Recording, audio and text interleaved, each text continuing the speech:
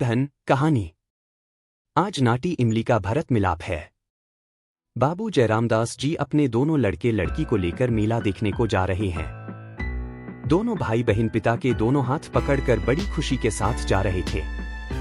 भाई का नाम शायद जो कुछ हो, पर रंग खूब गोरा होने से उसे सब लोग साहब कहकर पुकारते थे। साहब की उम्र कोई 11 साल की थी, पर बहन की उम्र कोई 6-7 वर्ष की होगी। उसका नाम तो सुंदर देई था, पर लोग प्यार से उसे सुंदरिया कहा करते थे। एक आने की पूंजी लेकर सुंदर मेला देखने चली थी। उसी के भरोसे जो चीजें देखती थी उसी पर टूट पड़ती थी। उसके इस भोलेपन पर साहब बेचारे को बड़ी हंसी आती थी।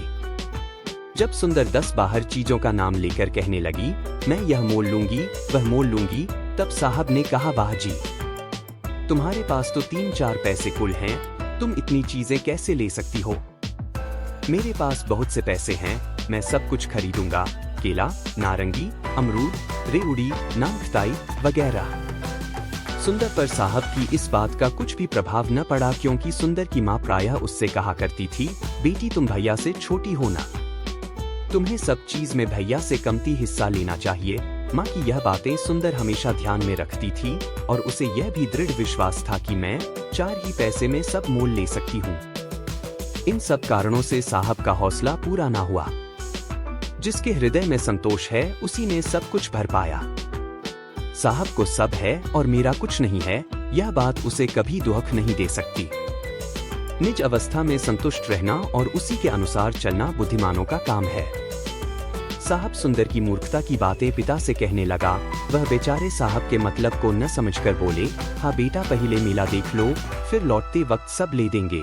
लाचार होकर साहब मदरसे के मौलवी जी की तरह अथवा स्कूल के नीचे दर्जे के मास्टर की भांति बहन को समझाने लगा। सुंदर का 4 पैसा अपने हाथ में लेकर एक एक चीज का नाम कहता हुआ एक एक पैसा सुंदर को देकर बोला, लो हो न गया। 4 पैसे में 4 ही चीजें मिलेंगी कि ज्यादा?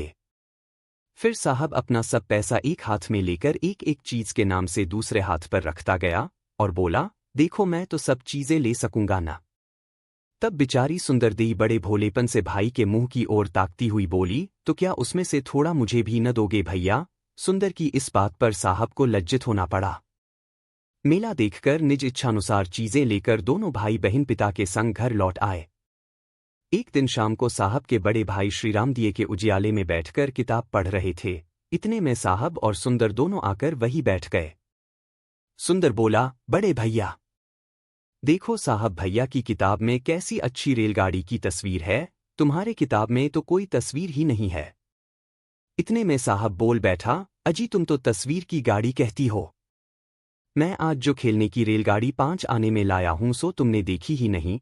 यह कहकर साहब चट उस रेलगाड़ी को लाकर बड़े भाई को और छोटी बहन को बड़े उत्साह से दिखाने लगे।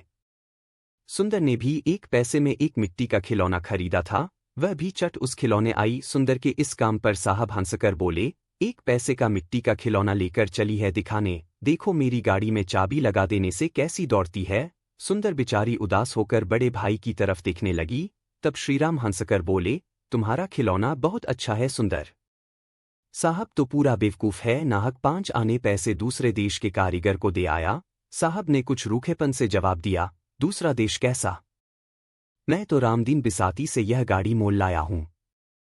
श्रीराम, हाँ मोल तो तुमने रामदीन से ली सही, लेकिन रामदीन ने इसे बनाया तो नहीं है, बनाया है जर्मनी के कारीगरों ने। आखिरकार तुम्हारा नहीं तो बिसाती का पैसा उसके यहाँ गया कि नहीं?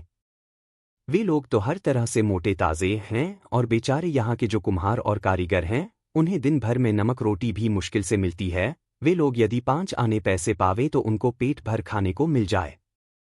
खैर सुनो साहब, इस समय हम तुम्हें कुछ न कहते, न तुम्हें रंज होता, किंतु परमेश्वर का यह नियम है कि जो दूसरे किसी को नीचा दिखाना चाहता है वह पहले आप ही नीचा देखता है। न तुम सुंदरिया को नीचा दिखाते, न आप देखते। तुम चाल चलन में, पढ़ने लिखने में अच्छे हो, पर बड़े ही अभिमानी हो। शायद यह दोष तुम्हारे नाम से उत्पन्न हुआ होगा। अच्छा, अब से तुम अपने असली नाम से हरिराम कहकर पुकारे जाओगे। अब इस खिलौने के बारे में 2-4 बातें और सुन लो। यह तो तुमने जान लिया कि इसे बनाया है किसने, अब जरा सोचकर देखो, इसे खरीदने से हमारे देश को हानि और दूसरे देश को लाभ पहुंचता है या नहीं? आज तुमने इसे मोल लिया है, 2 दिन के पीछे तोड़ फोड़ कर फेंक दोगे, परंतु ऐसे ऐसे तुच्छ खिलौने के लिए कई लाख रुपए हर साल हिंदुस्तान से निकल जाते हैं। इसी तरह सुई, डोरा, कंघी, दिया, सिलाई इत्यादि छोटी मोटी चीजों के लिए भी कितने रुपए दूर देश वालों को दे देते हैं, उसका लेखा लगाने से छाती दहल जाती है और उसी के साथ थोड़े से मुनाफे पर चावल गेहूं आदि गल्ले को बेच डालते हैं। इसमें दूसरों का कुछ दोष नहीं है, हम सब अपनी करनी से दीन, गरीब से गरीब, अधम से अधम हो रहे हैं। पर तब भी चेत नहीं होता। हम लोगों में यह एक भारी दोष है कि जितना कहते हैं उसका चौथाई भी नहीं कर सकते। यह बात तो सभी कहेंगे कि भारत का सब तरह से सत्यानाश हो रहा है, किंतु उसकी बिगड़ती हुई दशा को सुधारने में बहुत ही कम मनुष्य बचे हुए हैं। आज तुम लड़के हो, कल तुम ही युवा पुरुष हो जाओगे। यदि चाहोगे तो अपने हाथ से इस गिरे हुए देश की बहुत कुछ भलाई कर सकोगे। तुमको चाहिए कि अपने देश की भलाई के लिए उपाय विचारो और सीखो। लड़कपन में जिस बात का प्रभाव मनुष्य पर पड़ जाता है, बड़े होने पर वह उसी अनुसार व्यवहार करता है। यदि तुम अभी से देशी चीजें काम में लाओगे तो मैं स्वदेश की बनी हुई कोई उत्तम चीज तुम्हें इनाम दूंगा। ऊपर लिखी हुई बातों को हुए आज 20 वर्ष हो गए हैं। अब बाबू हरिराम वर्मा B0L0 शहर के एक नामी वकीलों में से हैं।